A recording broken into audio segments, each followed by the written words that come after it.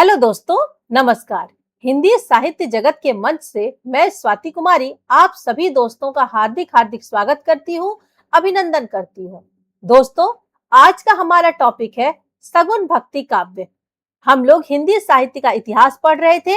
इसके दौरान हम लोगों ने हिंदी साहित्य इतिहास लेखन की परंपरा, भक्ति काव्य और भक्ति काव्य के अंतर्गत निर्गुण काव्य की विशेषताएं और निर्गुण साहित्य के अंतर्गत संत काव्य धारा की जितने भी मुख्य विशेषताएं हैं और संत काव्य धारा के जितने भी प्रमुख कवि हैं, उन सबको हम लोगों ने पढ़ा। भक्ति काल के अंतर्गत मैंने आपको बताया था कि भक्ति काव्य के अंतर्गत भक्ति काल में दो तरह की भक्ति धारा बही थी। एक निर्गुण भक्ति और दूसरा सगुण भक्ति। निर्गुण जिसमें निराकार ईश्वर की आराधना की गई थी, जिनके कोई आकार ना हो, वो एक प्रकाश के रूप में, एक विद्या के रूप में, एक जिसके बारे में आपको कहा जाए कि वो एक कण-कण में, संसार के कण-कण में एक प्रकाश के रूप में मौजूद है। इस ईश्वर को निराकार ईश्वर कहते हैं और उनकी उपासना ही निर्गुण साहित्य में की गई है। अब दूसरा है हमारा सगुण भक्ति काव्य, जिनके बारे में भी मैंने आपको थोड़ा सा भक्ति काव्य जब पढ़ाया था तब मैंने आपको बताया था कि सगुण भक्ति में किस प्रकार की भक्ति की जाती है। तो सगुण भक्ति में एक आकार स्वरूप जो ईश्वर होते हैं, जैसे आप मूर्ति पूजा की बात कर ले या फिर आप गुणों की बात कर ले, जैसे हिंदू धर्म में जितने भी भगवान की पूजा होती है उनकी मूर्ति बनती है, उनके अपने आकार होते हैं, तो वो सभी हो गए सगुण भक्ति काव्य। तो आज हम लोग सगुण भक्ति काव्य के बारे में पढ़ेंगे और सगुण भक्ति काव्य के अंतर्गत अर्थ, उद्भव, विकास एवं उनकी प्रमुख विशेषताओं को भी जानेंगे। इनकी विशेषताएं के बारे में बात करने के बाद हम लोग सगुण भक्ति काव्य के जो प्रमुख कवि हुए हैं उन पर भी चर्चा करेंगे। रामाश्रयी शाखा, कृष्णाश्रयी शाखा के अलग अलग वीडियो जो कि डिटेल से आपको जानकारी मिलेगी, इस तरह का वीडियो बनाकर भी मैं आपको दूंगी, जो कि आपके ज्ञान को भी बढ़ाएगा और आपको एग्जाम में बहुत हेल्प करेगा। तो चलिए आगे हम लोग देखते हैं इसमें सगुण भक्ति का अर्थ एवं स्वरूप। सगुण भक्ति का आखिर अर्थ क्या है और उसके स्वरूप क्या है। तो सगुण का अर्थ होता है गुण सहित, मतलब गुण सहित। तो यहाँ पर सगुण का अर्थ क्या है, उसके रूप से जुड़ी हुई बातें और उससे जुड़ी हुई उसकी प्रवृत्तियां, मतलब उसके लक्षण। तो गुण सहित मतलब निर्गुण में क्या गुण नहीं होते, गुण होते हैं, लेकिन वो गुणों से कई ऊपर, उनके गुणों का बखान नहीं किया जा सकता है, इतने गुण है। और इसमें जो है सगुण भक्ति काव्य में उसके एक रूप है, आकार है और उसके गुण, जितने गुणों हम जानते हैं उन सब की चर्चा की जाती है। और निर्गुण वाले कहते हैं कि कितने गुण है, हम उसकी चर्चा कर ही नहीं सकते हैं। तो सगुण का अर्थ क्या है, रूप है और उससे जुड़ी हुई प्रवृत्तियां हैं, मतलब उसके लक्षण हैं। तो इसमें क्या होता है, ईश्वर के रूप, आकार और उनके गुणों में विश्वास करके उनका बखान करने वाली भक्ति जो होती है उसे सगुण भक्ति कहा जाता है, वो सगुण भक्ति कहलाती है।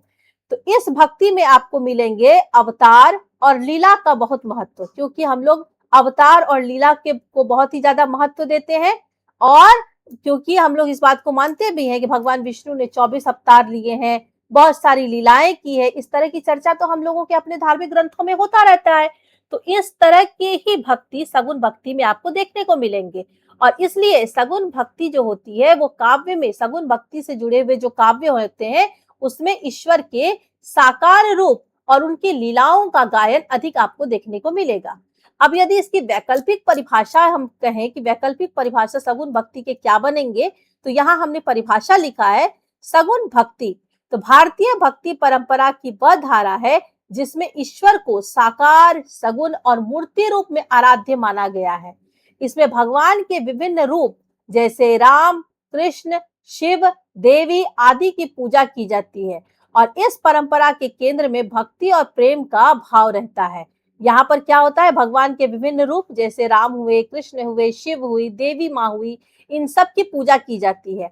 और ये जो परंपरा चली आ रही है इन मूर्ति पूजा की या भगवान के अलग अलग रूपों की, तो इन सब के केंद्र में सभी मनुष्यों के हृदय में जो भक्ति भाव होता है, प्रेम भाव होता है, वो इस सगुण भक्ति का केंद्र होता है। मतलब चाहे आप पूजा किसी की भी करें, आराधना आप किसी की भी करें, किसी की भी उपासना करते हुए आप काव्य लिखें, लेकिन मन में भक्ति भाव होता है, प्रेम भाव होता है। इसके आगे देखेंगे भक्ति का उद्भव एवं शाखाएं। भक्ति की उद्भव कहाँ से हुई है और इसकी शाखाएं क्या है। तो इस संबंध में एक बहुत ही सुंदर सी पंक्ति है कि भक्ति द्रविड़ उपजे लाए रामानंद, अर्थात भक्ति का जो उद्भव हुआ है वो दक्षिण भारत में हुआ है और इसे वहां से दक्षिण से उत्तर भारत में लेकर कौन आए? रामानंद आए। इसलिए कहा गया कि भक्ति द्रविड़ उपजे, मतलब भक्ति दक्षिण प्रदेश में उपजी है और वहां से उसे रामानंद लेकर आए। सगुन भक्ति की शाखा है, आपको पता है सगुन भक्ति की भी जो दो धारा निकली, मतलब इसमें भी भक्ति के दो रूप हो गए। तो शगुन भक्ति की जो शाखा बनी वो है एक राम भक्ति धारा और दूसरा कृष्ण भक्ति धारा। ऐसा नहीं है कि जो राम भक्त थे वो कृष्ण को नहीं मानते थे और जो कृष्ण भक्त थे वो राम को नहीं मानते थे, सभी को मानते थे, सभी ईश्वर की को मानते थे, उनको महत्व देते थे, उनके प्रति इनके मन में श्रद्धा थी। लेकिन जिस कवि ने राम की भक्ति में सबसे ज्यादा अपना योगदान दिया है, उनकी सभी भक्ति में राम की पूजा सबसे अधिक हुई है, उनको राम भक्ति में रख लिया गया। और जिन कवियों ने सबसे ज्यादा कृष्ण को महत्व दिया, कृष्ण की पूजा करने में उन्होंने सबसे ज्यादा ध्यान लगाया, उनकी आराधना करने में उन्होंने सबसे ज्यादा काव्य लिखे, उनको कृष्ण भक्ति धारा में रख दिया गया। और इस काल में राम भक्ति धारा और कृष्ण भक्ति धारा से संबंधित ही अधिक से अधिक कवि हुए। और भी देवताओं की पूजा होती थी, लेकिन जिस तरह की धारा इन दोनों की बही वैसा इस समय किसी और देवता के ऊपर नहीं हुई थी। तो रामानंद ने राम को विष्णु का अवतार मानकर उनकी उपासना आरंभ की थी। और इस काव्य के जो, इस धारा के जो प्रतिनिधि कवि हुए, जो बहुत ही प्रमुख कवि हुए, वो हुए तुलसीदास। ऐसा नहीं कि तुलसीदास से पहले राम भक्ति की कोई कवि नहीं थे, रामानंद ही तो थे, लेकिन जितने भी कवि हुए उन्होंने राम की भक्ति में जो काव्य लिखे उन सब में सबसे ज्यादा प्रसिद्ध हो गया बाद में आए हुए तुलसीदास के काव्य, जो कि रामचरितमानस उन्होंने लिखा। और आज आप देखेंगे कि घर घर में, हिंदुओं के घर घर में रामचरितमानस आपको देखने को मिलेंगे। इधर है कृष्ण भक्ति धारा। तो कृष्ण भक्ति धारा, वल्लभाचार्य ने कृष्ण को विष्णु का अवतार मानकर उनकी उपासना आरंभ की। इधर रामानंद ने किया और इधर वल्लभाचार्य। और वल्लभाचार्य कौन थे? तो सूरदास के गुरु थे, उनकी उपासना आरंभ की। और कृष्ण भक्ति धारा में जो प्रमुख कवि हैं, प्रतिनिधि कवि हैं, वो है सूरदास। तुलसी रामचरितमानस लिखकर राम भक्ति धारा के प्रतिनिधि कवि तुलसीदास हुए और कृष्ण भक्ति धारा में जो प्रतिनिधि कवि हैं वो सूरदास हैं। सूरदास वल्लभाचार्य के शिष्य हैं और तुलसीदास जी के गुरु का नाम नरहरियानंद। इस चीज को आप लोग याद रखेंगे। तो इस तरह से दोस्तों इस काल में सगुन भक्ति धारा के भी दो धाराएं बही थी, एक राम भक्त और दूसरा कृष्ण भक्ति। ये दो धाराएं चल पड़ी थी। आगे हम बढ़े। सगुन काव्य का जो ऐतिहासिक विकास हुआ है वो किस प्रकार हुआ है?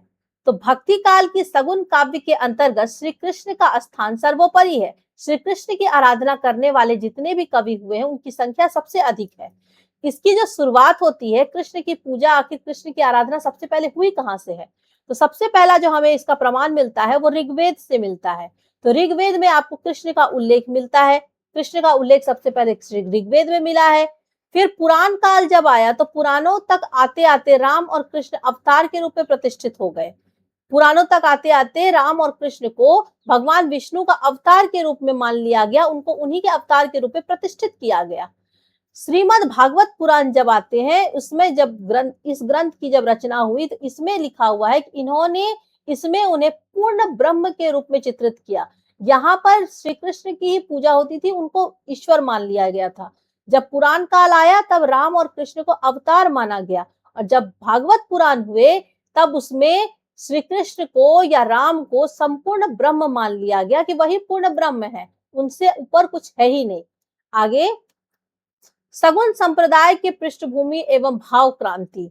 इनकी सगुन संप्रदाय की जितनी भी है वो उसकी पृष्ठभूमि क्या रही है, उनके मन के भाव क्या रहे हैं। तो सगुन भक्त कवियों ने एक नवीन भाव क्रांति को जन्म दिया जिसमें रामानुज, रामानंद, वल्लभाचार्य और चैतन्य आदि इस भाव के क्रांतिकारी नेता बन गए। मतलब सगुन भक्त कवियों में एक नवीन भाव क्रांति को जन्म दिया था कि हम लोग कृष्ण की पूजा करेंगे, उनको अवतार के रूप में प्रतिष्ठित करेंगे या उनको हम एक मूल ब्रह्म जो कि सर्वोपरि है, सभी जगह विद्यमान है, ऐसे ब्रह्म के रूप में उनकी उपासना करेंगे। और ये उनका एक क्रांति के रूप में हुआ और इसमें जो प्रमुख आचार्य ने भूमिका निभाई वो हुए रामानुज, रामानंद। रामानंद के गुरु का नाम है रामानुज, इस चीज को आप लोग याद रखेंगे। वल्लभाचार्य जी और चैतन्य महाप्रभु इसके भाव क्रांति बन गए। सगुन संप्रदाय की पृष्ठभूमि में वैष्णव धर्म और शक्ति का समृद्ध साहित्य है। सगुन संप्रदाय की जो पृष्ठभूमि है उसमें वैष्णव धर्म और शक्ति का एक समृद्ध साहित्य आपको देखने को मिलेगा। तो प्रमुख ग्रंथ कौन कौन सा है? भगवत गीता, विष्णु पुराण और भागवत पुराण, पंचरात्र संहिताएं, नारद भक्ति सूत्र और सांडल्य भक्ति सूत्र। फिर दक्षिण का योगदान है।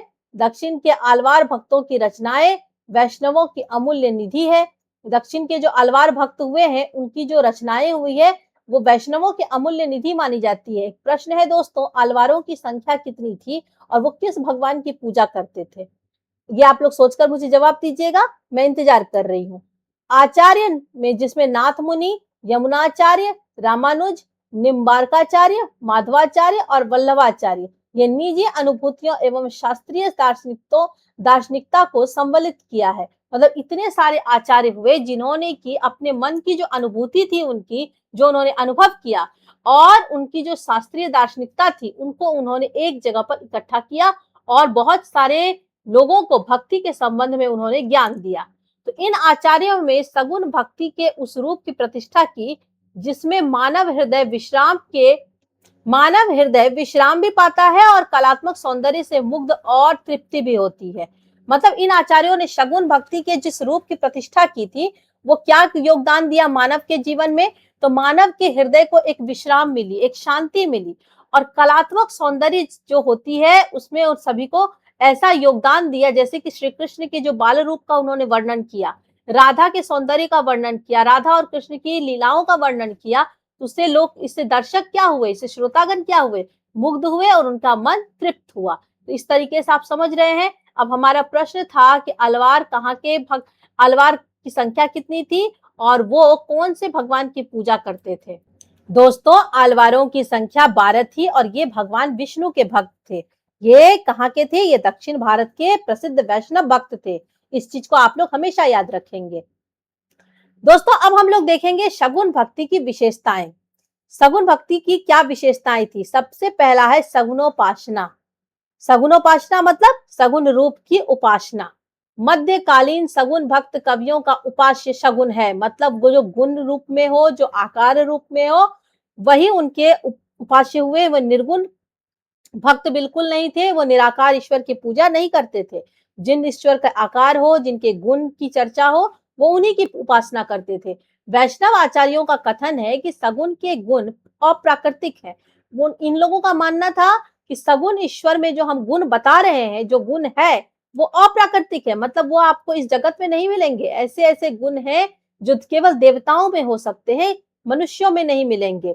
लौकिक गुण परिवर्तनशील, अस्थिर और कारण कार्यजन्य होते हैं, किंतु प्रभु के दिव्य गुण ह्रास विकास रहित है। भगवान का यह स्वरूप हृदय और बुद्धि की पहुंच से परे है।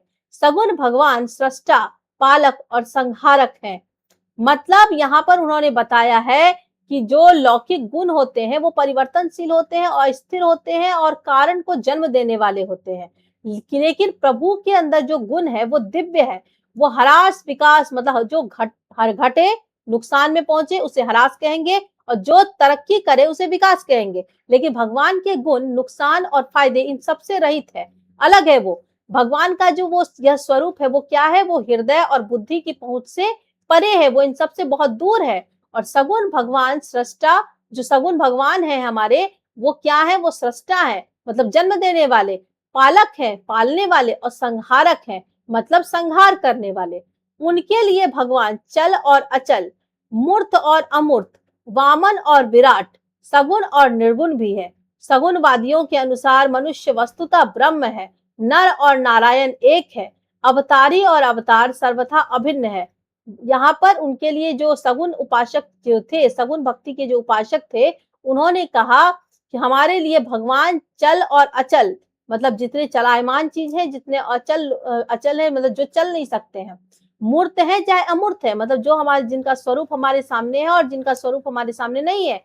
वामन और विराट, वामन मतलब बहुत छोटा, विराट मतलब बहुत बड़ा, चाहे वो छोटा हो या बड़ा हो। सगुण और निर्गुण भी है, मतलब जिनमें गुण की बात हो, आकार की बात हो, रूप की बात हो, वो सगुण, और जिनमें ना रूप है, ना आकार है, ना उनके गुण की बातें हो रही है, वो हो गए निर्गुण। और सगुनवादियों के अनुसार मनुष्य वस्तुतः ब्रह्म है। और जो सगुनवादी होते हैं उनके अनुसार, उनकी मान्यता के अनुसार जो मनुष्य है वो वस्तुतः वो मनुष्य खुद ही ब्रह्म है। नर और नारायण ये एक ही है। नर मतलब मनुष्य, नारायण मतलब ईश्वर। मतलब मनुष्य और ईश्वर वो दोनों ही एक ही हैं। अवतारी तथा अवतार सर्वथा अभिन्न है। मतलब जो अवतार लेते हैं और जिनके वो अवतारी हैं, वो दोनों में जो अंतर बताया गया, जैसे आप समझिए भगवान श्री कृष्ण विष्णु भगवान के अवतार हैं, तो कृष्ण भगवान तो अवतार हो गए और विष्णु भगवान क्या हो गए, अवतारी हो गए। तो कहा जा रहा है कि अवतारी और अवतार में कोई भिन्नता नहीं है, वो सर्वथा अभिन्न है। तो ये इस चीज को समझा जा सकता है कि नर और नारायण एक है, मतलब भगवान और मनुष्य एक तरीके से एक ही है। और अवतारी मतलब जिसके अवतार हम लेते हैं वो हुए अवतारी, और अवतार दोनों ही क्या है, पूरी तरह से एक है, इनमें अभिन्नता कुछ भी नहीं है। अब इस चीज को उन्होंने बहुत ही सुंदर तरीके से एक श्लोक के माध्यम से समझाया है। नरो नारायणश्चैव तत्त्वमेकं द्विधा कृतम्। इसका अर्थ हुआ नर नारायण वस्तुतः एक तत्व है। मतलब नर और नारायण दोनों ही एक ही हैं, दोनों में कोई अंतर नहीं है। उनका द्विधीकरण व्यवहारिक बुद्धि का भ्रम मात्र है। मतलब उन दोनों को अलग अलग समझना, उन दोनों में किसी प्रकार की अभिन्नता समझना, ये एक तरीके से बुद्धि का भ्रम मात्र है। नर और नारायण में कोई अंतर नहीं है। सगुन भक्ति काव्य की जो विशेषताएं हैं, सगुन भक्ति की जो विशेषताएं हैं वो दूसरी कौन सी है, तो दूसरी है ब्रह्म के निर्गुण एवं सगुन दोनों रूपों की मान्यता। मतलब उन्होंने, सगुन भक्तों ने यह माना है कि इस ब्रह्म जो है उनके निर्गुण रूप की जो चर्चा निर्गुण कवि कहते हैं, निर्गुण भक्तों ने किया है। और हम जो उनके सगुन रूपों की उपासना करते हैं, ये दोनों ही जो है उनके जो रूप है वो दोनों ही ओरिजिनल है। ऐसा नहीं है कि सगुन भक्ति जो हम कर रहे हैं वो ओरिजिनल है और जो निर्गुण भक्त लोग जो मान रहे हैं कि ब्रह्म के कोई आकार नहीं है, उनके कोई स्वरूप नहीं है, वो सिर्फ एक प्रकाश के रूप में संसार में विद्यमान है, तो उनके उस भक्ति को हमने जुटला दिया कि नहीं, आप लोग गलत कह रहे हैं। वो दोनों ही रूपों को मान्यता देते हैं, दोनों ही रूपों को मानते हैं। और उनका मानना है कि भक्ति चाहे कोई भी करे, निर्गुण कवि करे चाहे सगुन कवि करे, वो ब्रह्म का ही रूप है। इस रूप में सगुन कवियों ने मान्यता दी है। तो यहाँ हम लोग पढ़े, सगुन भक्त कवियों ने ब्रह्म के निर्गुण रूप को भी स्वीकार किया है, परंतु इन कवियों का कहना था कि निर्गुण की उपासना के लिए सगुन का माध्यम होना अनिवार्य है। अब ये स्वीकार तो करते हैं, लेकिन उनका कहना है कि निर्गुण की जो उपासना होती है, निर्गुण कवियों की, अगर वो लोग सगुन के माध्यम को थोड़ा सा अपना लेते हैं, तब उनको जो है वो उस भक्ति को करने में आसानी होती है। मतलब निर्गुण की उपासना भी यदि हमें करनी है तो सगुन का माध्यम वहां पर होना बहुत ही ज्यादा अनिवार्य हो जाता है। जैसे एक तरफ है लाइन वाली कागज और दूसरी तरफ है बिना लाइन वाली कागज। तो यदि कोई इंसान लाइन वाली कागज पर लिख ले, लिखते लिखते उसे पूरा प्रैक्टिस हो जाए, तो यदि कभी उसे बिना लाइन वाली कागज पर लिखना पड़े तो वो क्या होता है, वो लिखने में कामयाब हो जाता है, उसे लिखने में कोई परेशानी नहीं होती है। तो जैसे लाइन वाली कागज पर लिखने का अभ्यास करने के बाद ही बिना लाइन वाली कागज पर लिखा जाना संभव हो सकता है, ठीक उसी प्रकार जब कोई इंसान सगुन भक्ति काव्य को अपनाया रहता है, सगुन उपासना करता है, सगुन ईश्वर की उपासना करता है, और बाद में कभी उसे यदि निर्गुण रूप की उपासना करनी पड़े तो उसे कोई परेशानी नहीं होगी। जैसे गोस्वामी तुलसीदास सगुन निर्गुण सापेक्षता, ज्ञान कहे अज्ञान बिनु तुम तम बिनु कहे प्रकाश, निर्गुण कहे सगुन बिनु सो गुरु तुलसीदास। तो यहाँ पर गोस्वामी तुलसीदास ने सगुन और निर्गुण के बीच के दूरी को समाप्त करने के लिए यह बात यहाँ कहे हैं कि ज्ञान कहे अज्ञान बिनु तम बिनु कहे प्रकाशा। मतलब ज्ञान जो कहता है कि अज्ञान के बिना हम कुछ भी नहीं है, और अंधकार जो है, अभी वो अंधकार भी इस बात को कहता है कि हम प्रकाश के बिना कुछ भी नहीं है। और निर्गुण कहे सगुन बिनु सो गुरु तुलसीदास, और निर्गुण भी ये बात कहते हैं कि सगुन के बिना निर्गुण कुछ नहीं रह जाएंगे। अगर सगुन की भक्ति की रहेगी तो निर्गुण राह पर चलना बहुत आसान हो जाएगा। कवि सूरदास सगुन का साकार रूप भाव गम्य और बुद्धिग्राही है। चंचल मन के लिए आधार अथवा आलंबन अनिवार्य होता है। कवि सूरदास जी सगुन का जो साकार रूप होता है वो भावगम्य और बुद्धिग्राही होता है, मतलब वो भाव इमोशंस के अनुसार हृदय को वो छू लेने वाला होता है और वो बुद्धि को भी एक्सेप्ट होता है। आप उस पर माइंड लगा सकते हैं कि आखिर इस तरह की भक्ति कैसे हुई, इस तरह से ईश्वर का जन्म कैसे हुआ, तो बहुत हद तक वो सही साबित होता है। और चंचल मन के लिए आधार अथवा आलंबन अनिवार्य होता है। चंचल मन कहने का अर्थ हुआ कि जिसका मन चंचल है, एक जगह पर शांत टिकता नहीं है, कभी यहाँ कभी वहां भटकता रहता है, किसी एक वस्तु की ओर नहीं रहता, उस इंसान के जो मन है वो चंचल कहलाते हैं। तो चंचल मन को आधार देने के लिए या उसका आलंबन करने के लिए इस तरह की भक्ति अनिवार्य होती है। कौन सी भक्ति? सगुण भक्ति। तीसरे नंबर पर है दोस्तों सगुण रूप की उपासना। सगुण रूप की उपासना, जिसके बारे में मैंने आपको बता दिया कि आकार की उपासना, मूर्ति रूप की उपासना, एक रूप रंग की उपासना, ये सगुण भक्ति के कवियों ने किया है। ये सगुण भक्ति काव्य के जितने भी भक्त लोग होते हैं वो भगवान के मूर्ति रूप की, उनके रूप सौंदर्य की वो उपासना करते हैं। तो सगुण साधना में रूपोपासना का विशिष्ट स्थान है। सगुण भक्त कवियों ने रूप सौंदर्य की उपासना पर बल दिया है। सगुण भक्त को भगवान के नाम और रूप इतना विमुग्ध कर लेते हैं कि लौकिक छवि उसके पथ में बाधक बिल्कुल भी नहीं बन सकती है।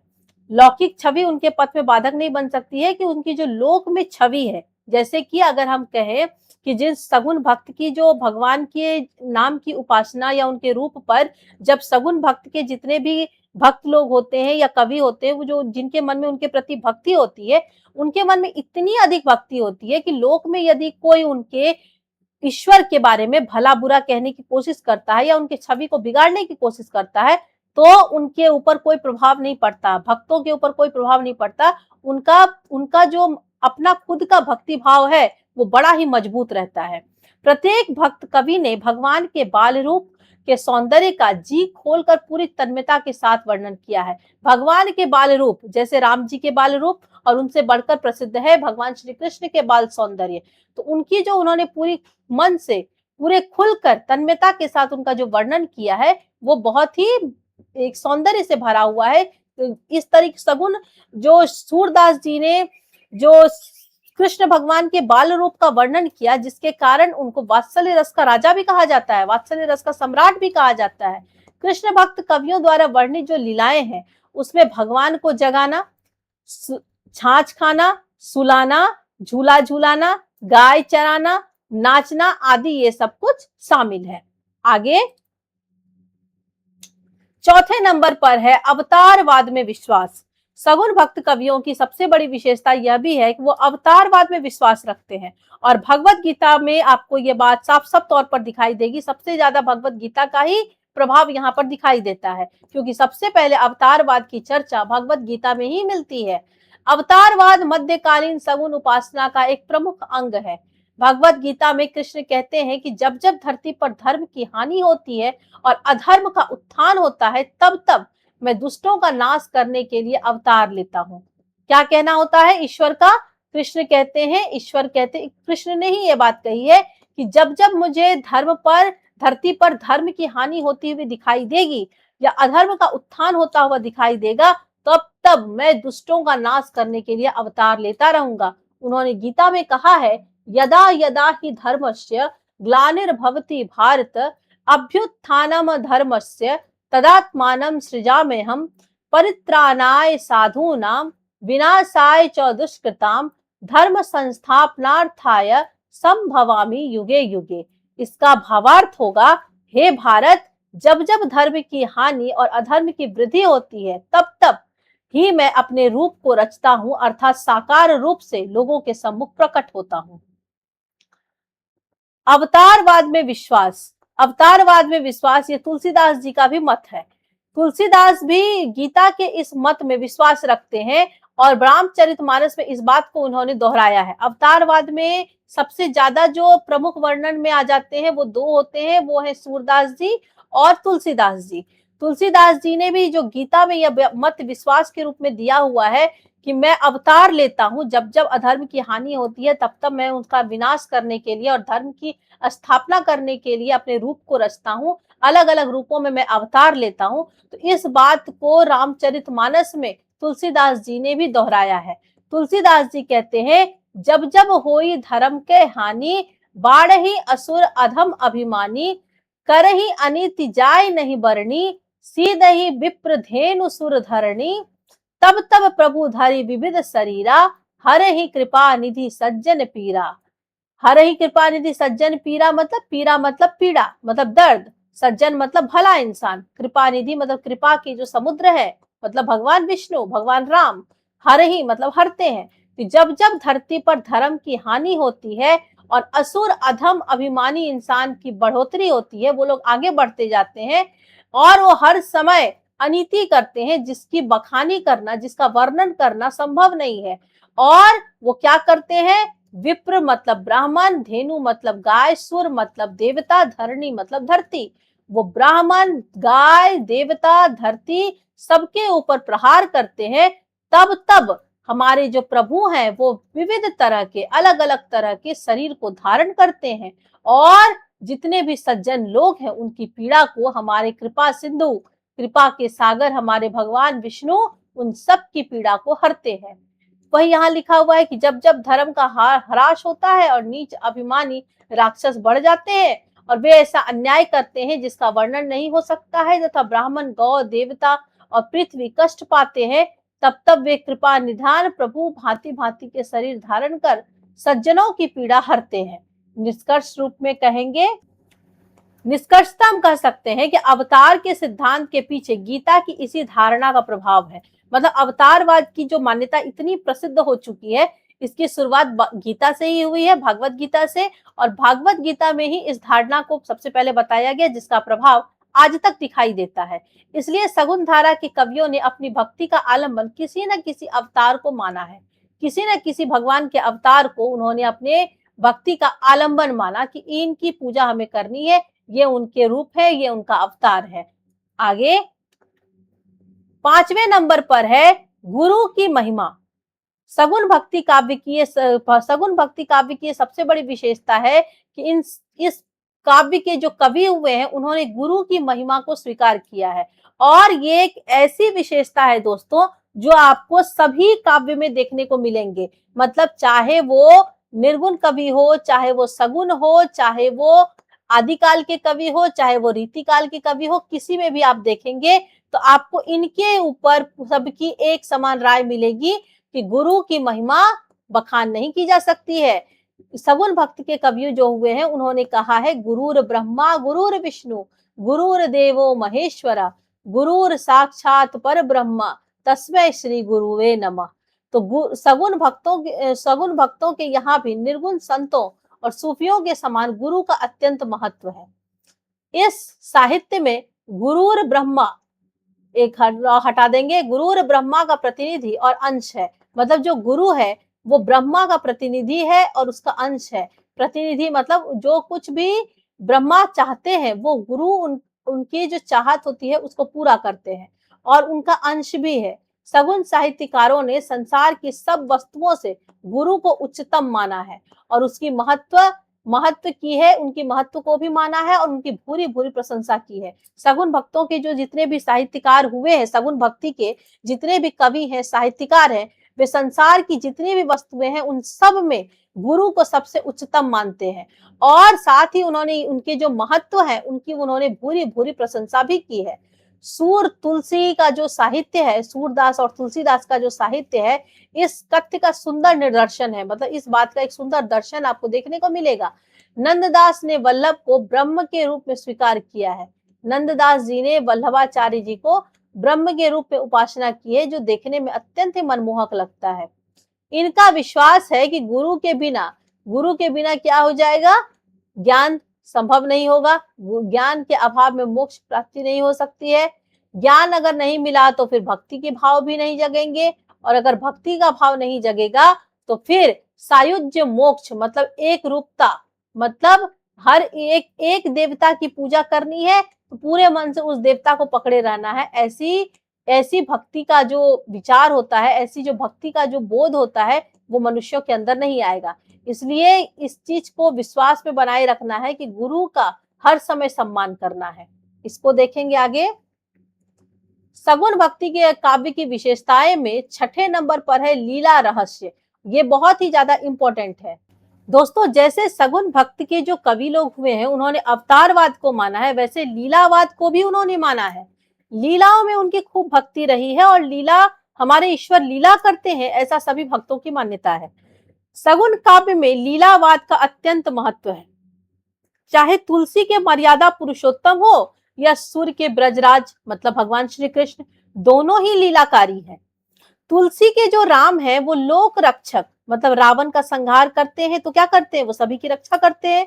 और समस्त रामचरित लीलामय है। समस्त रामचरित में जितने भी राम से संबंधित बातें हैं वो क्या है, लीलामय है, लीला से जुड़ी हुई है। और सूर्य के जो कृष्ण है वो रासलीला किसके साथ किए हैं, गोपियों के साथ रासलीला करते हैं तथा अघासुर एवं बकासुर राक्षसों का वो वध करते हैं।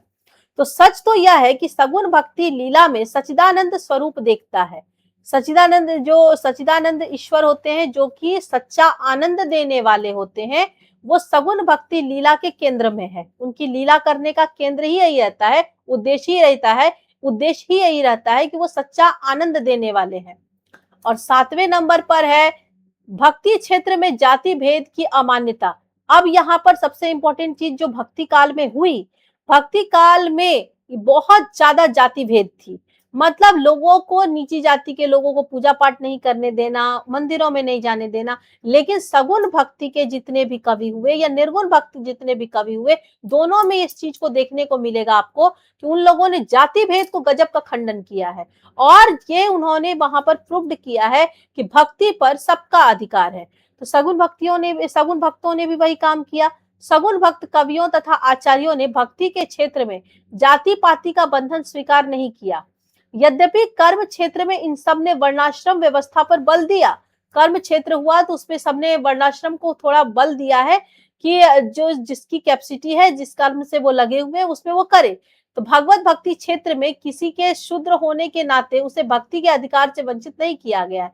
भगवत भक्ति में कहीं भी किसी को भी यदि वो शूद्र जाति का है तो उसे भक्ति के अधिकार से थोड़ा सा भी वंचित नहीं किया गया है। लेकिन उसके आगे जिन्होंने कभी भी भगवत भक्ति को नहीं पढ़ा, भगवत पुराण नहीं पढ़े, जो सही मायने में शास्त्रों की विद्या जिन्होंने हासिल नहीं की, वो कभी भी इस चीज को समझ नहीं पाए कि उच्च नीच नाम की कोई चीज नहीं होती है। जो नीची जाति के लोग हैं उनके ऊपर आप किसी भी प्रकार का बंदिश नहीं लगा सकते हैं। जो कभी भी शास्त्रों का अध्ययन नहीं किए, वो हर समय खुद को ज्ञानी बताकर ये ऊंची जाति के हैं और ये नीची जाति के हैं, इस तरह का लोगों के बीच में भेदभाव करते रहते हैं। जबकि इस बारे में निर्गुण काव्य के जो संत काव्य धारा के जो प्रतिनिधि कवि हैं, प्रतिनिधि कवि कौन है, कबीरदास जी। उन्होंने कहा है जाति पाति पूछे नहीं कोई, हरि को भजे सो हरि को होई। कि जाति पाति बिल्कुल भी नहीं पूछते हैं, कौन, ईश्वर। अगर कोई भी हरि को भजते हैं तो हरि उनका हो जाता है। वो जात धर्म बिल्कुल भी नहीं देखते हैं। आगे 8वें नंबर पर है सगुन भक्ति का विशिष्ट स्वरूप रागानुगा बनाम वैधि। ये इस चीज को बड़ा ध्यान से समझिएगा कि भक्ति का विशिष्ट स्वरूप क्या है। तो आचार्य हजारी प्रसाद द्विवेदी के अनुसार कर्तव्य बुद्धि से जो नियम स्थिर किए जाते हैं उसे विधि कहते हैं। मतलब कर्तव्य बुद्धि, आपको कौन कौन से कर्तव्य करने हैं उसके अनुसार आप नियम बनाते हैं, तो उसे क्या कहते हैं, विधि कहते हैं, नियम कहते हैं। और स्वाभाविक रुचि से जो वृत्ति उत्तेजित होती है उसे राग कहते हैं। मतलब स्वाभाविक रूप से आपने कोई भक्ति की, उससे जो आपको आनंद मिली उसे ही राग कहेंगे, उसे ही हम मूल रूप से सच्चा आनंद कहेंगे। एक तरफ है हमारा मूल भाव और दूसरी तरफ है रागानुगा भक्ति मतलब कृष्ण भक्त कवि, और अगला है वैधि भक्ति मतलब तुलसीदास। अब यहाँ पर इस चीज को समझिए, जो मूल भाव है वो ईश्वर के प्रति तन्मयता और अनुराग का आधिक्य, स्वाभाविक रुचि। मतलब जो मूल भाव है कि इसमें रहता है कि ईश्वर के प्रति आपकी तन्मयता होगी, उनके प्रति आपका अनुराग अधिक होगा, मतलब प्रेम अधिक होगा, और आप अपने स्वाभाविक रुचि के अनुसार, स्वाभाविक इच्छा के अनुसार, अपने स्वाभाविक प्रेम के अनुसार ईश्वर की भक्ति करेंगे। वैधि भक्ति में जिसके जो केंद्र में है तुलसीदास जी, वो कहते हैं शास्त्रों के विधि निषेध का पालन। मतलब शास्त्रों में जो जिस चीज को नहीं करने के लिए कहा गया है उस चीज का पालन करना चाहिए। और कर्तव्य बुद्धि मतलब कर्तव्य जो आपको जिस चीज के लिए प्रेरित किया गया है कि ये आपका कर्तव्य है, उस चीज का जरूर पालन करना चाहिए। कवियों का मत कवियों का क्या मत है? तो ब्रज के लोगों की कृष्ण के प्रति रागात्मक भक्ति थी। अब यह संभव नहीं, हम केवल अनुकरण कर सकते हैं, इसलिए रागानुगा। मतलब जिस समय कृष्ण थे उस समय ब्रज के जो लोग थे उनका कृष्ण के प्रति रागात्मक भक्ति थी, मतलब एक सच्ची भक्ति थी। लेकिन अभी के समय में वो सच्ची भक्ति नहीं है, बल्कि हम जो कथा सुनते हैं कि वो ईश्वर थे, उन्होंने अनेक लीलाएं की, उसके अनुसार हम भक्ति करते हैं। वो सच्ची भक्ति अब हमारे अंदर संभव नहीं है। हम केवल क्या कर रहे हैं? उन लोगों का अनुकरण कर रहे हैं। उन लोगों ने जैसे उनकी उपासना की, उन लोगों ने जैसे उनकी भक्ति की, हम वैसी ही भक्ति कर रहे हैं, ऐसा कवियों का मत है। वैदिक भक्ति में ईश्वर के ऐश्वर्य रूप का गायन, उनके स्वामी होने का श्रेष्ठतम भाव व्यक्त किया जाता है। मतलब ईश्वर के जो ऐश्वर्य रूप है, ईश्वर के जो एक विराट रूप है, उनकी जो एक विराट लीलाओं वाला रूप है, उसका गायन किया जाता है, उस पर काव्य लिखे जाते हैं और उसके स्वामी होने का श्रेष्ठतम भाव व्यक्त किया जाता है। मतलब वो हमारे स्वामी हैं, उनको हम अपना स्वामी मानते हैं, हम उनके दास हैं। इस चीज में एक श्रेष्ठतम भाव, मतलब सच्चे मन से उनको अपना स्वामी स्वीकार करना और अपने आप को उनका दास कहलाने पर गौरवान्वित महसूस करना, ये एक श्रेष्ठतम भाव के रूप में उभरता है। भक्ति के प्रकार कैसे है? तो रागात्मक भक्ति का अनुकरण, इसमें भक्ति का प्रकार रागात्मक भक्ति, मतलब जिस समय ईश्वर थे उस समय जिस तरह का प्रेम था, उस समय जिस तरह की भक्ति थी, वैसा तो संभव नहीं है, लेकिन उस भक्ति का यहाँ पर अनुकरण किया जाता है। अब यहाँ पर वैदिक भक्ति में दास्य भाव की भक्ति, इष्ट को स्वामी और स्वयं को दास मानना। इसमें वैदिक भक्ति में क्या हो जाता है? दास्य भाव की भक्ति की जाती है, मतलब अपने ईश्वर को अपना स्वामी मान लेना है और खुद को उनका दास बनाना है, ये हो जाता है वैदिक भक्ति। तो आपको वैदिक भक्ति में मिलेंगे दास भाव की भक्ति, ईश्वर के ऐश्वर्य रूप का गायन और शास्त्रों के विधि निषेध का पालन करना। रागानुगा भक्ति में आपको ईश्वर के प्रति तन्मयता और अनुराग का अधिक्य मिलेगा। ब्रज के लोगों की कृष्ण के प्रति रागात्मक भक्ति मिलेगी और रागात्मक भक्ति का अनुकरण देखने को मिलेगा। तो दोस्तों, यह था हमारा शगुन भक्ति काव्य और उनकी विशेषताएं, जो यहाँ समाप्त हुआ। मैं उम्मीद करती हूँ आप लोगों को शगुन भक्ति काव्य और उनकी विशेषताओं को समझने में अब कोई परेशानी नहीं हुई होगी, अच्छी तरीके से आप लोग समझ गए होंगे। इसके बाद वाला वीडियो आप लोगों को होगा शगुन भक्ति काव्य के जितने भी प्रमुख कवि हैं, अलग अलग उसका वीडियो होगा, एक रामाश्री शाखा और एक दूसरा कृष्णाश्री शाखा का, जो आपको समझने में बहुत ज्यादा मदद करेगी। मेरी वीडियो यदि आप लोगों को सुनने में, देखने में अच्छा लगा तो प्लीज इसे लाइक करें, कमेंट बॉक्स में कमेंट करके अपनी फीडबैक दें और जितनी जल्दी हो सके प्लीज मेरे चैनल को सब्सक्राइब कर लें, ताकि मेरी आने वाली हर अगली वीडियो सबसे पहले आप लोग तक पहुंचे। तो चलिए दोस्तों, अब मैं आप लोगों से विदा लेती हूँ। बहुत बहुत धन्यवाद।